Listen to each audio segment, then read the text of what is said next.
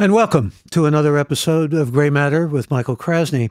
Our guest this episode is Norman Solomon. He's a co-founder of rootsaction.org, and he's also executive director of the Institute for Public Accuracy, and the author of a number of books, including War Made Easy and Made Love Got War. His most recent book is War Made Invisible: How America Hides the Human Toll of Its Military Machine. His op-eds have appeared in a range of newspapers, including the New York Times, Washington Post, Los Angeles Times, and he's a recipient of the George Orwell Award presented by the National Council of Teachers of English for distinguished contribution to honesty and clarity in public language. And we welcome your questions and comments to this episode, and I welcome Norman Solomon to Gray Matter with Michael Krasny. Good to see you. Hey, thanks a lot, Michael. I should mention, first of all, congratulations for the Orwell Award as a teacher, longtime teacher of English language and literature, and a longtime admirer, to put it mildly, of George Orwell's teacher of politics in the English language, which we could spend a whole hour just talking about by itself. But I learned a lot from Orwell, and I've learned a lot from you in this book, and you become kind of an expert on war. And this has been called an important book, an eloquent moral call for counting war's true costs, and I think that's a very good description. Let's start off just by talking about numbers, and you can't really get your head around this adequately because we're talking about real human beings, and in so many cases civilians and children, especially when you factor in those children who died as a result of sanctions and died not only because of the fog of war one way or another. What civilian deaths add up to, just in terms of numbers, and you cite the study that came out of Brown University in your book, is actually close to 1 million people, human beings. It's really a challenge to, on the one hand, see the numbers and then also try to comprehend, intellectually and emotionally that they were real people. And none of us are really numbers. Certainly, we wouldn't like to be reduced to a digit. And so in this case, depending on how you do the categories, the Brown University Cost of War project is pretty meticulously, and I think, if anything, conservatively calculated that in the post-9/11 wars that the U.S. has led, we are close to about 1 million people who have died directly because of those wars, and about 400,000 of them being civilians. A more recent study has come out from them since my book was published, and they also calculate the indirect deaths. And when you add up in both categories, including those indirect deaths, they came up with 4.5 million people. So it's pretty hard to fathom, to put it mildly. Staggering, unfathomable, really, in every sense of that word. But we're not talking about, where do we divide between post 9/11 and before 9/11? Because that's the real question in my mind, especially where these numbers are concerned. We've certainly, since 9/11 and the war on terror, as you point out in your book, a war which seemed perpetual, and I want to get into the possibility that maybe we've come to a kind of stopgap, but be that as it may, there were interventions that went on long before 9/11. Interventions that you tell us about: Yugoslavia, Bosnia, Grenada, Panama. I mean, the list just goes on. 4 continents. I think what we've seen in the last 22 years now, since the U.S. Invasion of Afghanistan in October 2001, is an intensification of a pattern. And when we look at the staggering figures, and the best that I've seen really for the deaths from the Vietnam War, about 3.6 million Vietnamese died as a result of the U.S. intervention. And then, though, there was what the first President Bush derisively later on called the Vietnam Syndrome, which we might call a rational, belated response from the U.S. public. There was an aversion to the intervention. And even though there were other ways to intervene, not militarily, such as the Carter administration's role in East Timor, sending weapons to the Indonesians to slaughter people there, or nefarious, really, alliances in, say, El Salvador, really that didn't pick up. As you refer to, Grenada, Panama in the 1980s, as hate to say it, those are considered small, even though to the people enduring the interventions, like the U.S. invasion of Panama in 1989 under the first President Bush, not small of them, but relatively speaking, those were easy pickings, and people like Colin Powell in leadership in the first Bush administration, they were sort of touted how brilliant they were to crush Manuel Noriega, lightning strike and all that. But really, the 1990s were a gear up. I mean, the Gulf War, how do you kill, according to the Pentagon, 100,000 people in 6 weeks, 100,000 Iraqis? That was a glorification in response from the U.S. public. I note in the book that the first Bush, Herbert Walker, he was having a lot of trouble in the polls. And then when there was this glorious, what was in some context notoriously called turkey shoot of retreating Iraqi soldiers from Kuwait, his Gallup poll number went up to 91%. Now, it faded pretty quickly, and he lost, obviously, re-election, but that was sort of a Rubicon to cross, you might say. And Clinton was, in 1999, really lauded in the mass media for the bombing campaign that the U.S. led, NATO, and complicated situation. But the net effect, for one thing, is that the U.S. didn't lose not one person in the bombing of Kosovo and Yugoslavia. And that was heralded as a great success. And, I note in the book, cluster bombs were used by NATO. I read, God help me, the Clinton memoir, Bill Clinton's memoir, and he just says it was just a glorious event. He doesn't mention the carnage of civilians. I mention all that, Michael, because that was sort of, in retrospect, a gear up. And so in 99, we got this Yugoslavia bombing. And then after 9/11, just the military floodgates opened. Oh, you mentioned Bush, too, in the Gulf War. After that, we were told we kicked the Vietnam syndrome, right? Yes, exactly. It was a speech to the ALEC group that has since then, since 1991, just had a devastating effect with sort of cookie cutter right-wing legislation to various state legislatures.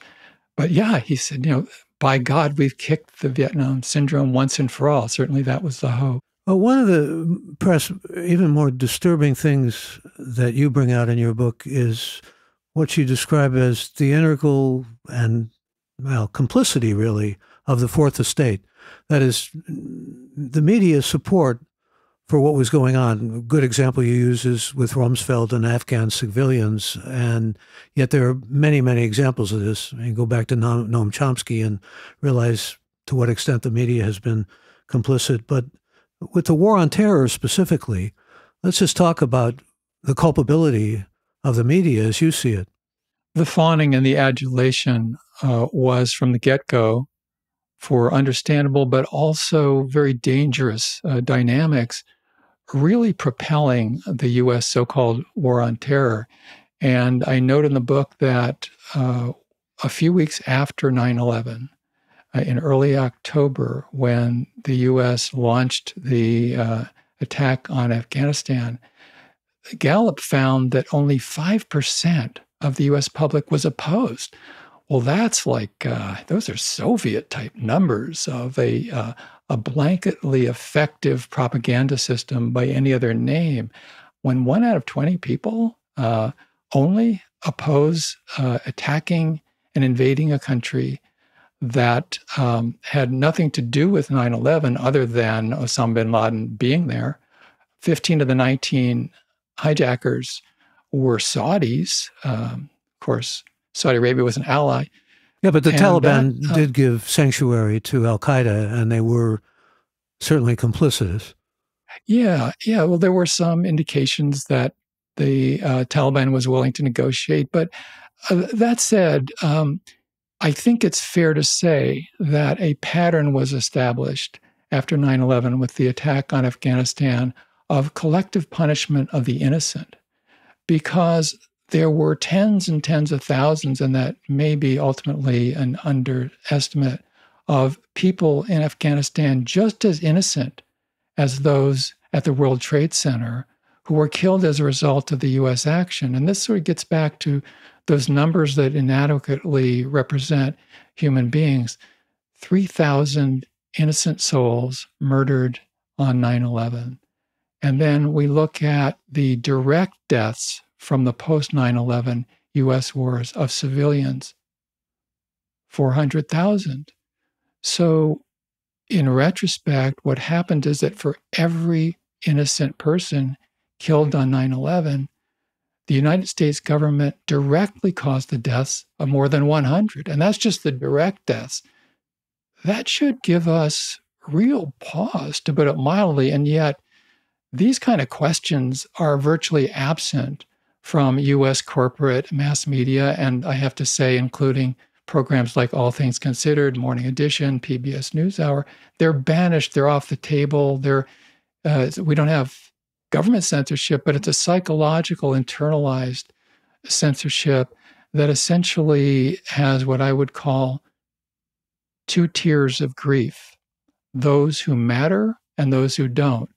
And I believe this is a theme of the book, really, ultimately, that this is a very, whether you want to call it morally or spiritually corrosive reality of US media and society and governance, which is that tacitly, without being in any way explicit, and in the most insidious way, because it's assumed, it's the background noise, it's the wallpaper, it's the water through which us fish swim, we have internalized and accepted automatically that some people who die in war really, really matter. And some other people, their suffering, the grief of their loved ones, they're non-persons. They essentially don't matter at all. It's also a notion of collateral damage, isn't it? Yes, very much. I quote in the book a statement that appeared in Time magazine back in 1991, the time of the Gulf War. They defined, quote, collateral damage as people who should have chosen a safer neighborhood. That was the wording of Time magazine. You just think about all those Afghan civilians who were spotted from above, and I want to talk about how wars have moved into technology and the aerial nature of war now, but who were looking at wedding parties and deciding that that was somehow an insurgency or some kind of a Taliban or Al-Qaeda meetings. There's a question right away from one of our regular listeners, viewers, Reed, who says, I'm sure, he says, Professor Solomon, Norm Solomon's not a professor, but that's okay. That's for sure. Has strong feelings about the war in Ukraine, and I'd like to hear them. You've compared in your book the violation of sovereignty in Ukraine to the United States violation of sovereignty in Iraq, and there are other analogies or parallels that you make that are worth certainly thinking about.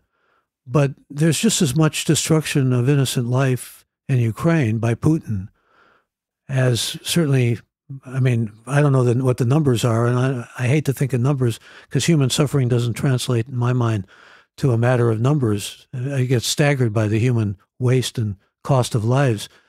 But he's hitting children, he's hitting civilians, he's hitting, everybody he can. Why remains a question. I know there are arguments on that side that say that, NATO has boxed him into a corner and Ukraine has threatened him and he feels menaced by Ukraine. He thinks there's Nazis there. I don't know that this holds up in my mind, frankly. Any of this holds up. He's slaughtering people just like you make the argument that we slaughtered people, innocent people. We as a country, as a world, desperately need a single standard of human rights, a single standard of international conduct, and what countries do. And whether it's the U.S. invading and slaughtering people in Iraq or Russia invading and slaughtering people in Ukraine, we really need, and I think must insist, that we have a single standard. We were talking initially a bit about Orwell, and it's staggeringly Orwellian to hear the Secretary of State, Antony Blinken, and President Biden speak in the context of the Ukraine war about how, in what they call a rules-based order, which is sort of like we make the rules, we break the rules in practice, that it's absolutely unacceptable for one country to invade another.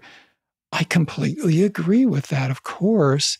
And Antony Blinken was the chief of staff of the Senate Foreign Relations Committee when Biden wielded the gavel in the middle of 2002, and it was essentially a sham hearing to greenlight the invasion of Iraq. He didn't allow anti-invasion experts to testify.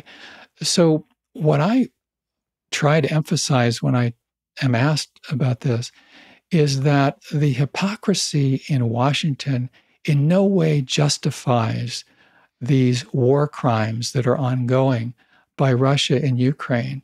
And by the same token, the war crimes that are ongoing in Ukraine because of Russia's conduct in no way justifies the United States' past war crimes or the present so-called war on terror, which, largely invisible to the US public, continues in many countries to the detriment of so many people.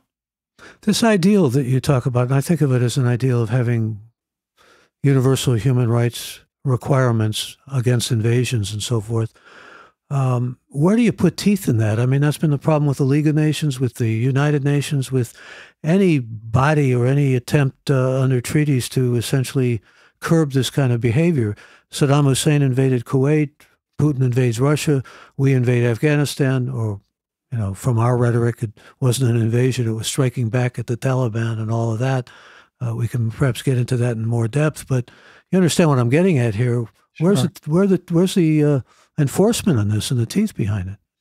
Well, I think part of the challenge and the problem and the opportunity is to get beyond U.S. foreign policy that is, in effect, do as we say, not as we do. And a lot of historians, and I think convincingly, say that a sort of a breaking point was the U.S. war, the bombing campaign the U.S. led on Yugoslavia in 1999. There were political and cultural ties between Russia and Serbs. And for the Russian government, which was in the throes of the last part of Boris Yeltsin at that point, it was really offensive that the U.S. could just, no pun on the word offensive, really offensive that the United States would just say, okay, we want to lead a bombing of Yugoslavia. And that's not a full answer, but I think that's part of it, because what has been normalized is the conduct of big powers that, hey, we're going to do this and we can get away with it. And certainly one of the insidious repercussions of the so-called war on terror, which included, well documented, even a few days ago, it was the CIA acknowledged torturing people, but normalized torture was it really took any teeth out of the U.S. preaching or condemning against the torture of many, by many other governments. As a matter of fact, the U.S. collaborated with their so-called black sites to ship people that they didn't want to be torturing on U.S. soil to allied countries to do the torturing for the U.S. That's part of it. I think also strengthening the UN is crucial, but when you have a Security Council where either Russia or the U.S. can veto and do when their allies are being called on the carpet, it's a structural as well as example shortcoming that is, I think, profound. Question from one of our listeners up in Nevada who says, is there a time when military action is acceptable? The U.S. did not take action while nearly 1 million Rwandans died in 1994. Are there situations where the U.S. should act? It's a tough question, and certainly I'm not a quote-unquote pacifist, but I think that there is or should be an extremely high threshold before engaging in warfare. I had a very moving conversation with a former Sandinista leader who was big in the Nicaraguan government during the Contra War. And I said, well, I really think war should truly, not just rhetorically, be a last resort. And one of the only wars, I was too early for the Spanish Civil War, but I said one of the only wars that I could imagine myself picking up a gun for is the war against the Contras in Nicaragua in the 1980s, the Contra terrorists. And he looked at me for a long moment and he said, well, as time went on, one side started to resemble the other more and more in the war. And it got me to thinking about Tokyo and Dresden. It got me to thinking about Hiroshima and Nagasaki. It doesn't conflate the Nazis and the US, but it does say that once you get into glorifying war, and when you roll back the tape, you can see how these wars could have been prevented and the atrocities that were ostensibly being challenged by the invasion, they could have been prevented earlier on if diplomacy and human rights were at the forefront of foreign policy. So Rwanda is an example. I'm not saying it would have been easy, but I think attention to human rights rigorously, consistently, would be a break against these horrific events that happen either before war or during war. And I would connect this, Michael, in a sense, to what's happened in Yemen in the last 8 years. Because according to the UN, close to 400,000 people have died in the Saudi-led and basically US-backed war on Yemen, the largest cholera epidemic in modern human history has occurred during that time in Yemen. The worst humanitarian crisis in recent history. Yeah, far. Just stunning. And many of those people, of course, children who have died. And the capacity that President Obama had to prevent that from even starting was stunning. And we know historically that it was a wink and a nod from the White House because they didn't want Saudis to freak out too much about the impending Iran nuclear deal, which was actually a very good deal. It's obviously, these are really sad historical narratives. Yeah, I think it's important to point out the Saudis also had a lot of blood on their hands with respect to Yemen. Absolutely. And the United States has shipped billions of dollars of arms sales throughout the Saudi war on Yemen. We've had 3 presidents, whether it's Obama, Trump, or Biden, who participated in that slaughter. And I think about that in the context of, for instance, when I drive to work, I pass a couple of Ukrainian flags. And I think that solidarity with people in Ukraine is completely appropriate. I haven't seen a single Yemeni flag. And I think you could drive around your own neighborhood, you're not going to see any Yemeni flags. And we might say, why isn't that? Why aren't the people who've been suffering and dying and mourning their loved ones just as worthy of our at least symbolic empathy? And that goes back to the tears of grief.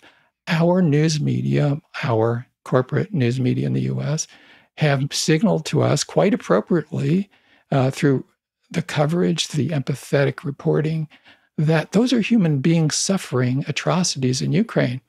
Very little coverage, if at all, in major US media about the suffering in Yemen, not only in spite of the US role, but arguably because of it. There was also some pretty serious coverage of the suffering in Bosnia, especially of Muslims that were being slaughtered.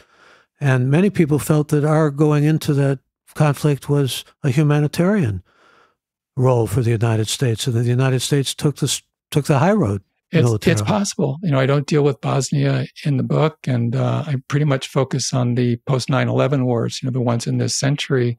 I was just thinking, though, about that general question that was raised about Rwanda and should we have gone in? And certainly I think Bill Clinton, you mentioned his book, said that was maybe a mistake, a serious mistake. Madeleine Albright, who later apologized for saying that it was worthwhile killing, the children died. She actually made that statement to me in an interview we did, that she felt terribly regretful that she had made that statement. Well, I need to both those points. First, if we would rewind the tape, if we had a really rigorous single standard about human rights, it's possible that the slaughter in Rwanda could have been mitigated. We don't know. It's what's counterfactual. Madeleine Albright, I think it's fascinating, and it's a somewhat, not entirely, but really exhumed history. When she went on, this is Madeleine Albright under the Clinton administration, went on 60 Minutes, interviewed by Leslie Stahl in 1996. And Stahl said it is information that 500,000 children in Iraq have died because of U.S. sanctions. And the response from Madeleine Albright was, this is really difficult, but we think it's worth it. And that was very maladroit, to put it mildly. And no doubt she later regretted her candor. But in fact, the Clinton administration, and she as a spokesperson for it at the United Nations, she did think it was worth it. So why are we on such a, Uncle Sam's riding such a high horse moral ground? And the kicker, which I talk about in the book, which is in its own way, perhaps equally or somewhat as infuriating, was just a few months after Albright made that statement on 60 Minutes, Clinton nominated her to become Secretary of State. And the U.S. Senate approved her 99-0. There wasn't one senator troubled enough by that statement and that policy that she led to actually vote against her. And I would just add that if she had said that the deaths of any of those senators' children had been worth it, maybe there would have been a no vote. That was very revelatory indeed. Got some questions I want to go to. Simon is joining us from Berlin, and he wants to know, considering your exploration of the media's role in political discourse, how can individuals and societies encourage media outlets to prioritize truth and objectivity over sensationalism and bias? I'm really in favor of people, as the former FCC Commissioner Nicholas Johnson said long ago, talking back to their TV set or their other media. That's what the First Amendment or anything analogous in any other country than the U.S. should include, that rather than trying to interfere with the First Amendment of media outlets, by challenging them, we widen and deepen the realities of the First Amendment. I'm a big supporter and have been involved with the media watch group FAIR, Fairness and Accuracy in Reporting, which people can visit at fair.org. There are action alerts that about 100,000 people have signed up for and get, really well researched, and then to publicly challenge and push mainstream or any media to deal with inaccuracies, to imbalances that are extreme, to serving as stenographers for the powerful, for governments, as Michael, you were alluding to earlier, how media in terms of the U.S. have so often just been handmaidens and supporters reflexively of U.S. war propaganda, from the Gulf of Tonkin and the Vietnam War to many other issues like weapons of mass destruction. So we have this opportunity to do the research, to draw on other research, to challenge the mainstream corporate media, and also to build independent outlets. And dare I say it, including gray matter. I mean, there is a really possible profusion that is underway that could be much more widespread of independent media. And so I see it as walking on two legs. Let's challenge the entrenched media and also build some authentic alternatives. Question from Elena in Denver, and thank you for the question, Elena. Mr. Solomon, could you elaborate on how the rise of user-generated content and citizen journalism might be affecting the quality and reliability of information available to the public?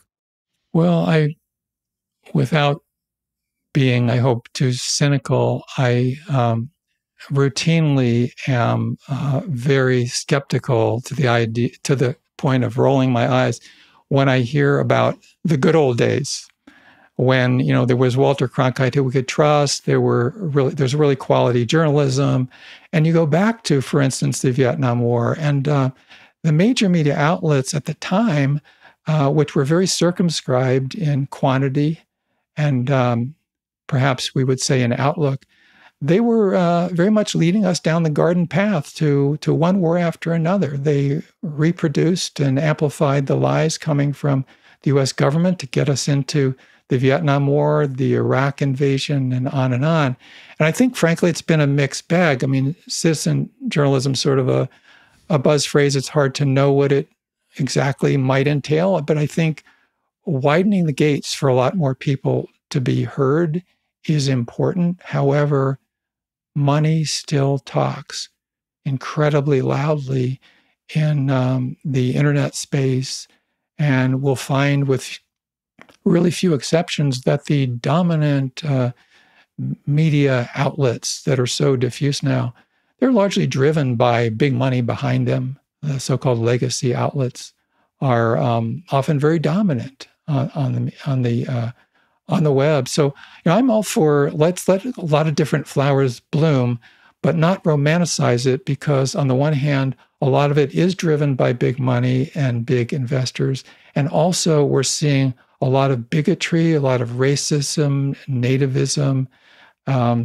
misogyny that I suppose we can't exactly blame social media for, but it's bringing to the fore what has existed in our society and whipped up by neo-fascists like Donald Trump has been pseudo-legitimized in a very dangerous set of ways. Yeah, it's brought out a lot from under rocks that had been there, but now is out in the open, I'm afraid, and also contagious. But when we talk about money, we have to talk about the fact that the Pentagon had a budget of about $768 billion last year, as you point out. That's billion with a B. And the weapon profits in the military have to be factored in. The notion of making certain that budgets get validated and approved, and now we're going through this struggle, in fact, where things may actually shut down, and possibility of a shutdown means the military won't get paychecks. But even just the freelancing that goes on in terms of weapons and so forth is, again, a staggering amount of money. So when we talk about the idealism of things like citizen journalism and people making a difference and setting up, it's overwhelming. It's overwhelming just to think about what's adversarial to those kind of impulses and that kind of idealism. I'm sorry you said you don't want to sound cynical. I'm sounding cynical, and I don't mean to do that, because I feel hopeful where people are concerned. Often that hope is not necessarily affirmed, but in many instances it is. So let me get to the heart of something now. You really take on the war on terror. Biden has seen to it, and a lot of people criticized him for this, profound criticism, that we've pulled out of Afghanistan. Afghanistan right now is under Taliban rule once again. The real question in my mind is, how much is the war on terror going up ahead? Even Trump, I say even Trump because I think you called him a neo-fascist, and I wouldn't argue with that. But Trump has said, we don't have to fight all these wars. I mean, he'll support Putin probably with Ukraine. And in terms of invasion, there may be one up ahead from China and Taiwan. But Trump, we talked to Geraldo Rivera in our last podcast, and he said Trump, who he claimed was his friend, had stabbed the Constitution and incited this insurrection and said the election was won when it wasn't. All that domestically notwithstanding, Trump didn't foment any wars, really. I mean, he may have continued Afghanistan under his administration, but now he got Mark Milley, the head of the Joint Chiefs of Staff, Trump saying he should have been executed, or he would have been executed years ago. And Mark Milley has to have guards and security because of Donald Trump. I mean, things have reached kind of a different point now, haven't they? Very much. And, we could make a case, I think, that the reflexive support for one theater of war intervention after another since 2001 really set the stage or helped the ascension of this fascistic so-called leader, Donald Trump. I cite in the book a study done in the aftermath of the 2016 election that found that a lot of working class communities in the swing states that surprisingly Trump won against Hillary Clinton were places where the people who really bore the brunt of repeated deployments, of the injuries, the physical and PTSD, they were sick of these wars by 2016. These wars were still the darling of the punditocracy in Washington, of those in Congress for the most part. So, excuse me, Norm, maybe we have reached the tipping point? Well, I mean, Trump's like a broken clock, so he's right once in a while, but even then, the hands on the clock or the digital numbers are spinning as he speaks. In the same speech, he can call Democrats warmongers and wimps because they don't intervene enough. So the guy, I don't have any clinical training, so I can't diagnose, but he's really unhinged. So there's It's been done. The diagnosis was done by some psychiatrists under Brandy Lee, who said essentially that there needs to be a new clinical definition for Donald Trump. They called it malignant solipsism. Yeah. Not malignant narcissism, but malignant solipsism, because solipsism believes there's no other reality than my reality, the subjective reality. That's their diagnosis. So it's all about him, and he is shrewd. At a lot of levels, he's not anything but smart, quote unquote, astute in the service of that solipsism. And so he goes for the opening. And as he is doing now, again, saying we shouldn't have all these wars and everything. Well, that's the broken clock syndrome. And I think we just need to separate that out and look at what we think is the best future of the country. I do think that is a profound dynamic that while they may have been buoyed by idealism after 9/11, and many of the people who had family members or who themselves went to Iraq, Afghanistan, and elsewhere, first maybe they were into it, but not anymore. This is no longer inspiring to very many people. And that has huge political consequences. And I fear that despite what I think was a good decision to withdraw from Afghanistan at long last, there's still this tremendous military budget. There's a tremendous amount of money being spent, almost $900 billion with the B dollars for the Pentagon every year.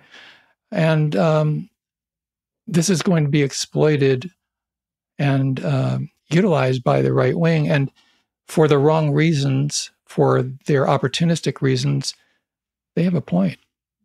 Question from Aria in Chicago, Illinois. With the rapid advancement in digital media technologies, do you foresee any emerging trends or challenges in maintaining journalistic integrity and battling misinformation? That's a great question. It's ironic that the capacity technologically to really cover wars around the world and convey as much as possible through any technical means what it's like to be in a war, which is really limited. It's nothing like actually being in one. But the technical ability in real time from almost any spot on the globe to bring that to people back to the United States or anywhere else, it's stunning. And yet it's used so selectively. I think there's been enormous propaganda from the U.S. and U.S. media in the lead up and during the war in Ukraine. But when you set aside the political spin, the geopolitical jingo narcissism that has been so much in U.S. media about it, and you simply focus on the coverage in Ukraine, the suffering that people have experienced, I think it's been great journalism. It's been an example of what can be done when there's an intent and utilizing available technology as well to really convey to people as much as possible the suffering that is a result of war. If only that had been provided during and after the U.S. invasion of Iraq. If only that had been provided as the U.S. aided the Saudi-led slaughter in Yemen. And that's where I think I keep coming back to the ideological and nationalistic window on the world that's tinted red, white, and blue to the point where some people matter and some people don't. I think that is a formula for a degraded psychological and social environment in the United States. Long story short, after working on the book, I really felt that there's an essentially core corruption of the United States discussion of, perception of, media depiction of war around the world. We are driven by a two-tier notion of what it means to be a human being. You make it abundantly clear in your book that TV was constrained and to a great degree, but yet people would complain, especially during Vietnam, that you saw warfare on television and the news constantly. It was ubiquitous. It was pervasive. You got all those arguments that were coming forward at that time. And yet the argument that you present is they were under kind of straitjacketing. They were constrained all the time. You tell a story, by the way, about Dan Rather, which is pretty revelatory. And I have respect and affection for Dan Rather, I should say, up front. But congratulating a general and with the kind of hosannas and rejoicing attitude. Yeah, as I remember, after that was the Gulf War, I believe. He said, it was a Gulf War, yeah. Pump the hand of the general. Congratulations on a job well done. This goes back to the Vietnam War. I didn't know this when I wrote my earlier book, War Made Easy, but the producers of the documentary based on the book found footage of Walter Cronkite stepping off a jet plane that he'd been in over Vietnam and congratulating the colonel who had escorted him. This is a really great way to run a war. And this is the kind of cheerleading that blends into the scenery. It's assumed to be what's journalism. And tacitly, but very rigorously, especially in times of U.S. war, the presumption professionally in U.S. mass media is that if you're pro-U.S. war, you're professional and unbiased. If you're against U.S. war, you are biased. Let me go to a couple more questions, and then I want to get into talking with you about the changing nature of war, which you write about. Bill from Los Angeles says, what do you see as a possible positive and negative impacts of AI on journalism and news? Let me say a little story. I was at first flattered that my book, War Made Invisible, had these sort of cliff notes, summaries being marketed on Amazon and so forth soon after the book came out. So I plunked down my $9.99 out of curiosity and ordered one. And it was, I discovered, written by AI. And rather than actually having to pay somebody to, God forfend, heaven forfend, actually read my book and then write a sort of a Cliff Notes thing, it had been run through some low-budget AI thing. And it was such an atrocity inflicted on the English language. And there were sentences that made no sense grammatically, let alone conceptually. And so I imagine that the Pentagon, which has now set up an entire task force for artificial intelligence, will have the best that money can buy. And in journalism, I mean, already we're seeing, in tandem with just continual layoffs from traditional newsrooms. And a lot of newsrooms have literally folded and people are working out of their homes, which isn't bad necessarily, but symbolically, newsrooms are being mothballed. And so I go back to something Herbert Marcuse wrote about. He said, it's not the technology, it's who controls the technology. And I think that's going to be the case with AI. Or who controls the data. Same thing, really. Yeah. Here's another question from Colin who wants to know about conspiracy theorists who point to the World Economic Forum, WTO, UN, and other international bodies as an effort to create a one world government that would eradicate national sovereignty. While that might be more peaceful, how would you respond? The bugaboo of one world government, I was being warned against during the 1950s and 60s by the John Birch Society, and they thought Eisenhower was part of that. There's a lot of dangers from globalization, and sort of refers to what we were just talking about a couple of minutes ago. What does international agreement and structures serve? To whose benefit? Who's driving the train? Who gets the revenue? Who gets the control? So I'm not, for or against international cooperation per se. If it's the invasion of the willing to go kill a lot of people in a country that the U.S. designates as appropriate targets, that's one thing. If it's a WTO that serves basically corporate interests, or NAFTA that is making the hemisphere more safe for corporate profits, for a race to the bottom to immiserate for low-income, very, very low-income workers, that's one thing.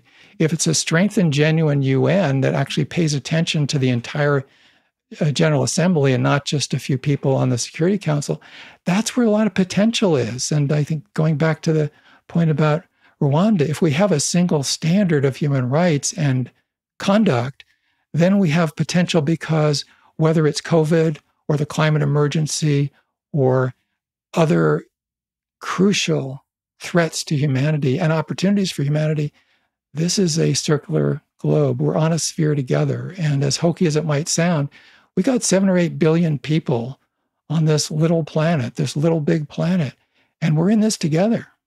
Well, you do write about the imperative of telling the truth, the necessity of telling the truth. But we've become, in so many ways, used to lying and bending of the truth that it seems as maybe in some ways we're almost inured to that. How do we get back to the truth as a high standard, or as just the bar that we should be reaching for? Was it Orwell who wrote that telling the truth is a subversive act? I think that, unfortunately, is almost a truism in any society where, as I.F. Stone said, all governments lie and nothing they say should be believed. Stone wasn't saying all governments lie all the time. I mean, even the crackpot tyrannical regime of North Korea probably tells the truth once in a while, maybe by mistake or not. But Stone was saying that we should never take what governments say on faith. And there are truths that are simply subversive of existing power structures which dominate means of communication. And that's certainly true in the United States. There are points that we've been discussing today that are not formally, but virtually, in effect, taboo to talk about. You're not going to hear it on All Things Considered or Morning Edition. It's just not in the range of what's considered to be reasonable discussion. And that's a way of suppressing truths that are uncomfortable. Sort of I think of that title of the Al Gore documentary, An Inconvenient Truth. We got so many inconvenient truths that are way more than inconvenient to what we could call a military-industrial media complex. You're just not going to hear about them in mainstream media.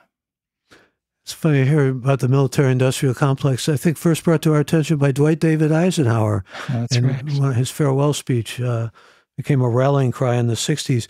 I had said I wanted to hear your thoughts, because you write a good deal about the nature of change to air warfare as opposed to boots on the ground. And in fact, to a great extent, we have, I think, crossed that divide. We are now looking at drones, and we're looking at all kinds of aerial technology that can even, to a greater extent, dehumanize.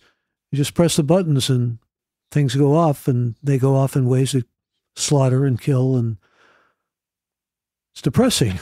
That's where we're at, though. This is the intensification of a quest that has been ongoing for a very long time. I read about in Thailand, there was the largest building in Southeast Asia that the U.S. military operated during the late 1960s and early 70s. And it was within the limits of the technology of the day, monitoring the false little leaves or animal droppings or whatever that had been scattered along the Ho Chi Minh Trail. And so whenever they were disturbed by presumably North Vietnamese troops, the building would send a signal to the B-52s to just drop bombs on them. And that's just an early form. The people who were sitting in that building in Thailand had no contact, visceral contact. We're told, and I don't know how we can verify this, that because the human tendency is not to want to kill other human beings, a lot of times soldiers in a battlefield, they will actually shoot in the air or in the ground because they really don't want to kill the so-called enemy. And in the last few decades, of course, we've gotten to the point of drones. And I've interviewed several drone operators who talk to me about the trauma of them sitting in Nevada, for instance, and looking at pixels that are purportedly representing human beings, and they don't know if really they are adults, they're terrorists, somebody's carrying a hot plate, maybe it's a child, and they have to decide in a few seconds whether to push the button. It's like a video game almost. Yeah, I mean, absolutely. Some of them can be concerned that these are human beings, but some of them can absolutely be devoid of any concern. And it's an abstraction that I think plays across the media terrain. I mean, a lot of the laptop warriors that are cheerleading across the board for U.S. military interventions, when the U.S. is bombing Somalia now, bombing Syria, where we have more than 100 countries today where special operations U.S. forces are located.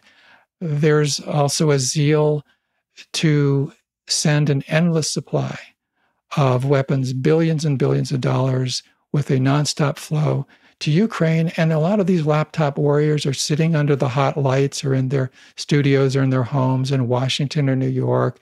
Many of them are famous journalists in the US. And they're saying essentially, go get them. Go get them. Go kill each other. Let's you and them fight. And that is basically what the messaging is. Let's you and them fight. Well, these are a lot of the same folks who are saying, as is the Biden administration, oh, we can't have a ceasefire. We can't have negotiations. And they're saying, and just one other point on this, not to digress, but on the one hand, they're saying Biden is pointing out, and Biden policy is to recognize that Putin is a madman, and there's no point in negotiating with him. And at the same time, these same folks are saying, oh, don't worry about him feeling he should use nuclear weapons. He's way too rational for that. And there's a disconnect here. I think Putin has used nuclear weaponry as a threat and as a menace and as a club. He's got some faster and more speedy nuclear weapons at his disposal now. And, there's, in fact, the argument now that mutual assured destruction can be used in the Middle East. It can be used in so many different places because it seemed to ward off a war during the Cold War that would be a hot war. And yet, an accident can happen. So many things can happen that, I mean, you and I talked about nuclear weapons many, many years ago and the dangers of nuclear weapons. And it's amazing in some respects that we've lasted this long. And you know what occurs to me, and I'm sorry to bring this up in some ways, maybe I shouldn't even be apologetic about it, but underlying all this is the notion that, looking at another question from Colin about the only leader of a major nation to disband his army, Ashoka the Great, about 250 BCE, because of the horrors of war, his descendants could not remain pacifists. How might the world raise its collective consciousness to lose its taste for war? Well, we're talking about maybe something that's innate in the DNA and aggression. I don't know if you want to go into this anthropological or realm that I'm thinking about, but there's always been warfare. There's always been aggression between human beings and violence between human beings. And war is essentially violent conflict. Violent conflict exists on every level in our society and in most societies. Are we dealing with something here that maybe is beyond our reach? Well, I think it's partly out of our reach. Barbara Ehrenreich has a great book called Blood Rights that she published about 25 years ago, going through some of that anthropology. And yet she points out that so many people have risked for war. Isn't it time we risk for peace? That this is not a fatalistic view. It should be a realistic view of the obstacles involved. And it's not just rhetoric. I think Martin Luther King Jr. said that we have to deal with the reality that if we don't reach much more nonviolence, that the world will be destroyed. And that is a big difference. Now, John Lennon said it best. 75 years, it's not only some people being killed, it's the risk of omnicide. Dan Ellsberg has pointed out numerously, and he pointed out numerous times in the last 50 years of his life, that both nuclear superpowers have, quote, used nuclear weapons in the way that a bandit would use a gun holding up a bank, brandishing the weapon. And Ellsberg documented many times when the U.S. threatened to use nuclear weapons, which is what Putin has been essentially doing as well. We just need to build movements and sensibilities that say that's unacceptable. Well, the planet is at risk, I think, in terms of war, to a greater degree than it ever has been. And if a hot war breaks out, which it could, there's always the possibility, unfortunately, of nuclear weapons, and that's the reality. Like I say, I like to believe in that thing with feathers that Emily Dickinson writes about. I like to feel that there's hope, and there's reason for hope for ongoing sense of civilization enduring. But I have my moments, and when I think of war, those moments rise up in a visceral way in my interior life. Yeah, from Emily Dickinson to Antonio Gramsci, who imprisoned under Mussolini, talked about what he called the need for pessimism of the intellect and optimism of the will. And we certainly have basis for the pessimism and the need for the optimism. Well, you also write about, we talked a lot about the media's complicity and how television hasn't gone where it could have and should have and might have. Hollywood, central role in all of this in terms of the glorification of war and really war being necessary and lives being lost as a part of that necessary calculus. Absolutely. Ron Kovic, who wrote the book Born on the 4th of July, and then that book was made into the film of the same name, maybe the only Tom Cruise film I really admire. And he talked about how he was inspired by John Wayne and the Green Beret film. And so Ron volunteered, he's a Marine, and his ability to walk ended one day with taking a bullet on a battlefield in Vietnam. And of course, Ron is lucky he actually blurred my book, but to the point that Ron has been a fervent anti-war activist for 50 plus years. In my book, I wrote about the film, The Green Berets, and then compared it to American Sniper, which was a huge grossing film in the last decade. And when the New York Times top critics named the most influential films of this previous decade, they named American Sniper. And I was really struck that basically the storyline was the same. You had a heroic person, John Wayne, or the based on real life sniper in Iraq, in American Sniper. And they're wonderful, they're great, they're heroes. But you've got a skeptic who's a stand-in for all anti-war voices. In the film, The Green Berets, it was a journalist who had sort of shaggy hair, which was emblematic of being, unduly skeptical. And he throws a lot of negative questions at John Wayne, but he's persuaded that the war is really great. And that's the sort of act 3 of the film. In American Sniper, it's the guy's wife. And at the end, she realizes that the war in Iraq is great. So, yeah, it's like what you're pointing to, Michael, is really a routine dynamic. And sometimes with the Pentagon donating the use of aircraft carriers that would be prohibitive financially if a studio had to do it themselves, they help it along. They have script approval, by the way. If they're going to let you use their aircraft carrier or their F-16s, they got to approve the script. Could you also say something, because we're coming toward the end of our conversation, alas, but about the role of religion in all of this, especially, I remember Kill a Commie for Christ and all those kinds of things, but religion does play a significant role. Yeah, religion can be used for good and ill. On the plus side, Martin Luther King spoke at Riverside Church, April 4th, 1967, with his eloquent Beyond Vietnam speech, and he called for a human community globally to end the scourge of war.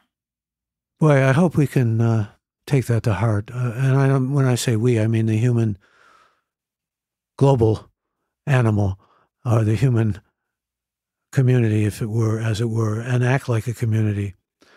Norm, it's always good to talk to you. Norman Solomon's new book, again, How America Hides the Human Toll of Its Military Machine, War Made Invisible. Hold it up here, everybody can see. And thanks to all of you, by the way, who joined us for this episode of Gray Matter with Michael Krasny, and all who will be hearing the episode on Apple, Spotify, or on our website at graymatter.show. That's Gray with an E. We encourage you to become a member of Gray Matter with Michael Krasny by going to graymatter.show. And thanks to our great team, Alex, Shannon, Colin, Chad, Kevin, and Mickey, and to this episode's special guest, Norman Solomon.